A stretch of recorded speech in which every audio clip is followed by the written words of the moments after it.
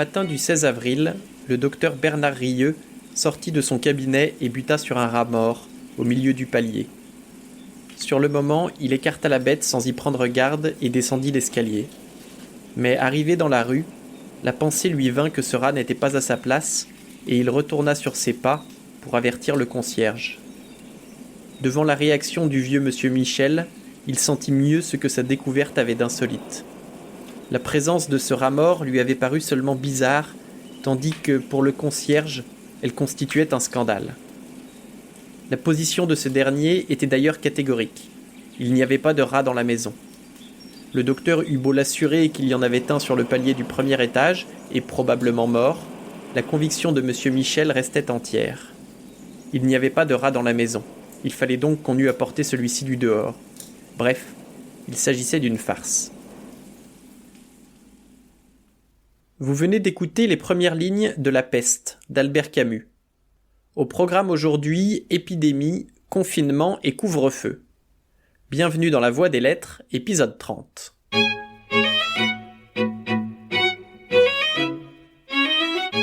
Dans la série des épisodes opportunistes, après Dune, voici La Peste. Ce récit, souvent présenté comme une allégorie de la résistance européenne contre le nazisme, est avant tout l'histoire d'une ville confinée à cause d'une épidémie. Pas étonnant donc que les ventes de ce classique aient été multipliées par 4 début 2020, au moment où étaient annoncées les premières mesures anti-Covid. Albert Camus a d'ailleurs réalisé un long travail de recherche sur la peste pour rendre son épidémie la plus réaliste possible.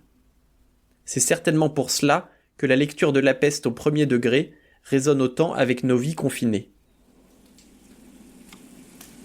Une des conséquences les plus remarquables de la fermeture des portes fut, en effet, la soudaine séparation où furent placés des êtres qui n'y étaient pas préparés. Des mères et des enfants, des époux, des amants qui avaient cru procéder quelques jours auparavant à une séparation temporaire, qui s'étaient embrassés sur le quai de notre gare avec 2 ou 3 recommandations, certains de se revoir quelques jours ou quelques semaines plus tard, enfoncés dans la stupide confiance humaine, à peine distraits par ce départ de leurs préoccupations habituelles, se virent d'un seul coup éloignés sans recours, empêchés de se rejoindre ou de communiquer. Car la fermeture s'était faite quelques heures avant que l'arrêt préfectoral fût publié, et naturellement, il était impossible de prendre en considération les cas particuliers. On peut dire que cette invasion brutale de la maladie eut pour premier effet d'obliger nos concitoyens à agir comme s'ils n'avaient pas de sentiments individuels. Dans les premières heures de la journée où l'arrêté entra en vigueur, la préfecture fut assaillie par une foule de demandeurs qui, au téléphone ou auprès des fonctionnaires, exposaient des situations également intéressantes et, en même temps, également impossibles à examiner. À la vérité, il fallut plusieurs jours pour que nous nous rendissions compte que nous nous trouvions dans une situation sans compromis, et que les mots transiger, faveur, exception n'avaient plus de sens. Mais revenons au commencement. L'histoire se déroule dans les années 1940 à Oran, en Algérie. Au printemps, les habitants découvrent quelques rats morts. Plus les jours avancent, plus le nombre de rats augmente, jusqu'à ce que chaque matin, des centaines de corps jonchent les rues, le tramway ou les habitations. D'un coup, ce phénomène s'arrête. À ce moment, le docteur Rieux relève des symptômes étranges chez un de ses patients qui meurt quelques jours plus tard. Ces symptômes se multiplient jusqu'à donner tous les signes d'une épidémie. Il est facile, après coup, de fixer la date à laquelle tout a commencé. On peut écrire des papiers, disserter sur les données, faire des méta-analyses, dire que la première infection a eu lieu à telle date, à une semaine près. C'est une autre paire de manches quand les premiers signes apparaissent et qu'il faut trancher en faveur de cas isolés ou d'une pandémie mondiale, comme les doutes de Rieux nous le rappellent. Naturellement, lui dit-il, vous savez ce que c'est, Rieux. J'attends le résultat des analyses. Moi, je le sais, et je n'ai pas besoin d'analyse. J'ai fait une partie de ma carrière en Chine, et j'ai vu quelques cas à Paris, il y a une 20aine d'années. Seulement, on n'a pas osé leur donner un nom sur le moment. L'opinion publique, c'est sacré. Pas d'affolement, surtout pas d'affolement. Et puis comme disait un confrère, c'est impossible. Tout le monde sait qu'elle a disparu de l'Occident. Oui, tout le monde le savait, sauf les morts. Allons, Rieux, vous savez aussi bien que moi ce que c'est. Rieux réfléchissait. Par la fenêtre de son bureau, il regardait l'épaule de la falaise pierreuse qui se refermait au loin sur la baie. Le ciel, quoique bleu, avait un éclat terne qui s'adoucissait à mesure que l'après-midi s'avançait. « Oui, Castel, dit-il. C'est à peine croyable, mais il semble bien que ce soit la peste. » Castel se leva et se dirigea vers la porte. « Vous savez ce qu'on nous répondra, dit le vieux docteur. Elle a disparu des pays tempérés depuis des années. » « Qu'est-ce que ça veut dire, disparaître ?» répondit Rieux en haussant les épaules. « Oui, et n'oubliez pas, à Paris encore, il y a presque 20 ans. » Bon, espérons que ce ne sera pas plus grave aujourd'hui qu'alors. Mais c'est vraiment incroyable. Le mot de peste venait d'être prononcé pour la première fois. À ce point du récit qui laisse Bernard Rieux derrière sa fenêtre, on permettra au narrateur de justifier l'incertitude et la surprise du docteur, puisque, avec des nuances, sa réaction fut celle de la plupart de nos concitoyens. Les fléaux, en effet, sont une chose commune, mais on croit difficilement aux fléaux lorsqu'ils vous tombent sur la tête. Il y a eu dans le monde autant de pestes que de guerres, et pourtant, pestes et guerres trouvent les gens toujours aussi dépourvus. Le docteur Rieux était dépourvu, comme l'étaient nos concitoyens, et c'est ainsi qu'il faut comprendre ses hésitations. C'est ainsi qu'il faut comprendre aussi qu'il fut partagé entre l'inquiétude et la confiance. Quand une guerre éclate, les gens disent « ça ne durera pas, c'est trop bête ». Et sans doute une guerre est certainement trop bête, mais cela ne l'empêche pas de durer. La bêtise insiste toujours. On s'en apercevrait si l'on ne pensait pas toujours à soi. Nos concitoyens, à cet égard, étaient comme tout le monde. Ils pensaient à eux-mêmes, autrement dit, ils étaient humanistes. Ils ne croyaient pas au fléau. Le fléau n'est pas à la mesure de l'homme. On se dit donc que le fléau est irréel. C'est un mauvais rêve qui va passer. Mais il ne passe pas toujours, et de mauvais rêve en mauvais rêve, ce sont les hommes qui passent, et les humanistes en premier lieu, parce qu'ils n'ont pas pris leurs précautions. Nos concitoyens n'étaient pas plus coupables que d'autres. Ils oubliaient d'être modestes, voilà tout. Et ils pensaient que tout était encore possible pour eux, ce qui supposait que les fléaux étaient impossibles. Ils continuaient de faire des affaires, ils préparaient des voyages, et ils avaient des opinions. Comment auraient-ils pensé à la peste qui supprime l'avenir, les déplacements et les discussions ? Ils se croyaient libres, et personne ne sera jamais libre tant qu'il y aura des fléaux. À partir de là, le docteur Rieux va s'évertuer à soigner et à empêcher la prolifération de l'épidémie. Malgré ses efforts, le nombre de malades augmente exponentiellement, les hôpitaux sont vite remplis et tous les bâtiments publics sont réquisitionnés pour servir d'hôpitaux d'urgence, de lieux de quarantaine pour les familles des malades ou de morgues où sont entreposés les morts avant d'être enterrés à la chaîne. Le préfet est satisfait de la bonne organisation et fait remarquer à Rieux qu'on est loin des cadavres charriés dans des brouettes, comme le racontent les chroniques des anciennes pestes. « Oui, dit Rieux, c'est le même enterrement, mais nous faisons des fiches. Le progrès est incontestable. » Ce jet d'humour acide n'est pas isolé, et Camus ne se prive pas pour attaquer l'administration, la religion ou le gouvernement, en fait tous ceux qui entravent ou ralentissent le travail des médecins. Il faut d'ailleurs entendre médecin au sens large. Assez vite, le docteur Rieux organise des formations sanitaires pour que n'importe quel volontaire puisse lui prêter main forte. Il y a en effet autant besoin de soins pour les pestiférés que de bras pour la désinfection, le transport des malades, le recensement du nombre de cas, et j'en passe. Rappelons que ces soigneurs représentent les résistants face au nazisme, que l'on surnomme parfois la peste brune, et qu'aux soldats cachés dans le maquis s'ajoutait pour le ravitaillement ou la transmission des messages l'aide de la population, ou au moins d'une partie. Enfin, Armand, le général de Gaulle n'a-t-il pas dit que toute la France avait été résistante ? En effet, il l'a dit. Il l'a dit. Mais ne vous laissez pas abuser par ce cynisme apparent. Camus est un humaniste convaincu et nous le montre dans le passage qui suit.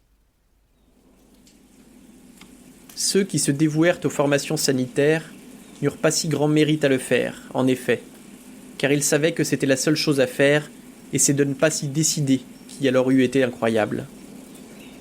Ces formations aidèrent nos concitoyens à entrer plus avant dans la peste, et les persuadèrent en partie que, puisque la maladie était là, il fallait faire ce qu'il fallait pour lutter contre elle. Parce que la peste devenait ainsi le devoir de quelques-uns, elle apparut réellement pour ce qu'elle était, c'est-à-dire l'affaire de tous. Cela est bien, mais on ne félicite pas un instituteur d'enseigner que 2 et 2 font 4. On le félicitera peut-être d'avoir choisi ce beau métier. Disons donc qu'il était louable que Tarou et d'autres eussent choisi de démontrer que 2 et 2 faisaient 4 plutôt que le contraire. Mais disons aussi que cette bonne volonté leur était commune avec l'instituteur, avec tous ceux qui ont le même cœur que l'instituteur et qui, pour l'honneur de l'homme, sont plus nombreux qu'on ne pense. C'est du moins la conviction du narrateur. Celui-ci aperçoit très bien d'ailleurs l'objection qu'on pourrait lui faire, et qui est que ces hommes risquaient leur vie. Mais il vient toujours une heure dans l'histoire où celui qui ose dire que 2 et 2 font 4 est puni de mort. L'instituteur le sait bien.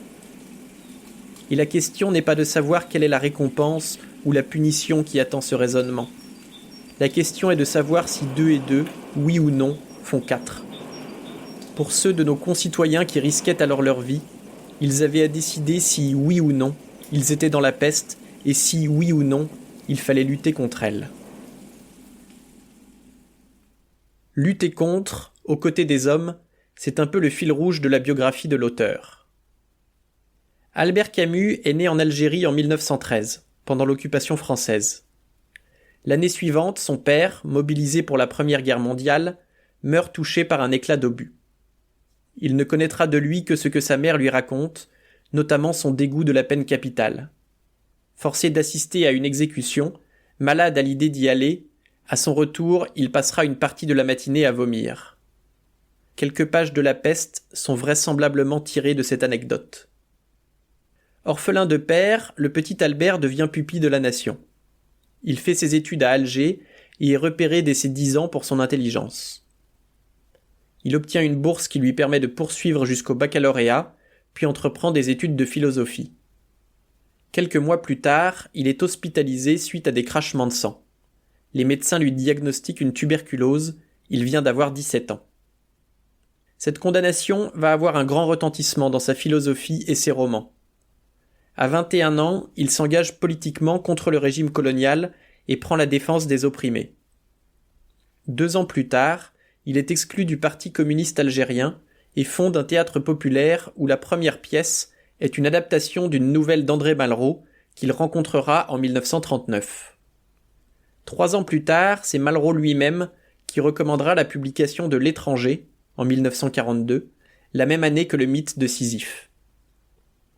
Ces 2 œuvres s'inscrivent dans son cycle de l'absurde, une part importante de la philosophie camusienne.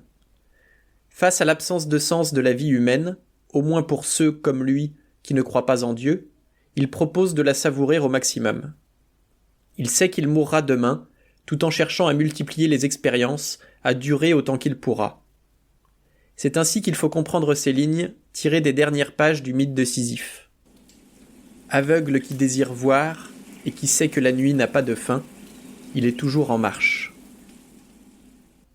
Il a construit ce cycle de l'absurde autour d'un essai philosophique, le mythe de Sisyphe, d'un roman, L'Étranger, et de 2 pièces de théâtre, Caligula et Le Malentendu. Il construira de la même façon son cycle de la révolte, avec L'homme révolté pour l'essai, L'état de siège et les justes côté théâtre, et le roman qui nous occupe aujourd'hui, La Peste. C'est sa publication en 1947 qui lui fera d'ailleurs connaître le succès littéraire. Ce second cycle invite à combattre les injustices et à renverser les systèmes d'oppression, mais pas à n'importe quel prix.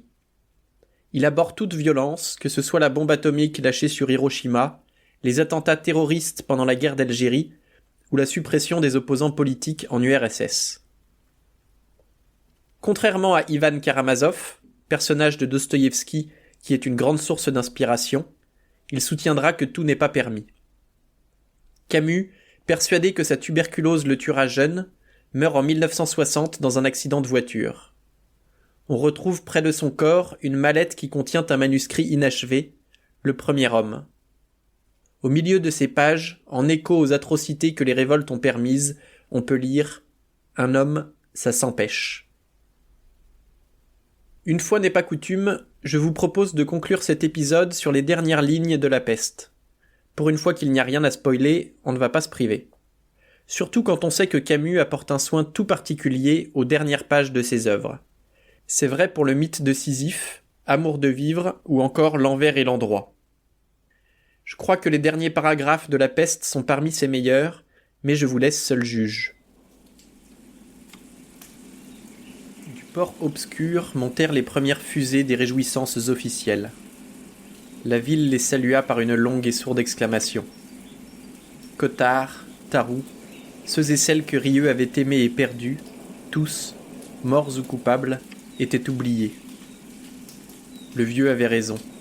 Les hommes étaient toujours les mêmes. Mais c'était leur force et leur innocence. Et c'est ici que, par-dessus toute douleur, Rieux sentait qu'il les rejoignait. Au milieu des cris qui redoublaient de force et de durée, qui se répercutaient longuement jusqu'au pied de la terrasse, à mesure que les gerbes multicolores s'élevaient plus nombreuses dans le ciel, le docteur Rieux décida alors de rédiger le récit qui s'achève ici, pour ne pas être de ceux qui se taisent, pour témoigner en faveur de ces pestiférés, pour laisser du moins un souvenir de l'injustice et de la violence qui leur avait été faite, et pour dire simplement ce qu'on apprend au milieu des fléaux, qu'il y a dans les hommes plus de choses à admirer que de choses à mépriser. Mais il savait cependant que cette chronique ne pouvait pas être celle de la victoire définitive.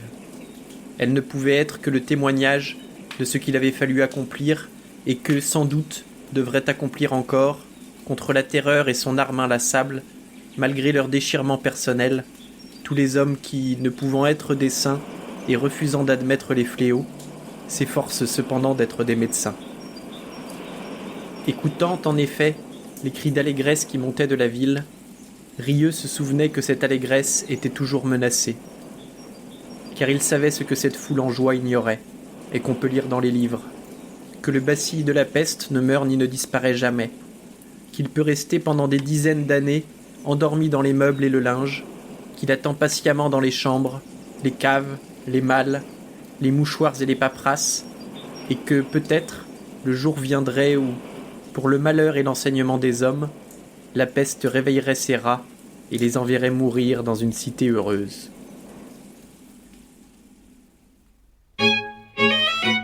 C'est tout pour aujourd'hui, merci d'avoir écouté jusqu'à la fin. Si cela vous a plu, je vous invite à partager autour de vous, à me suivre sur les internets, et je vous donne rendez-vous dans 2 semaines pour un nouvel épisode de La Voix des Lettres.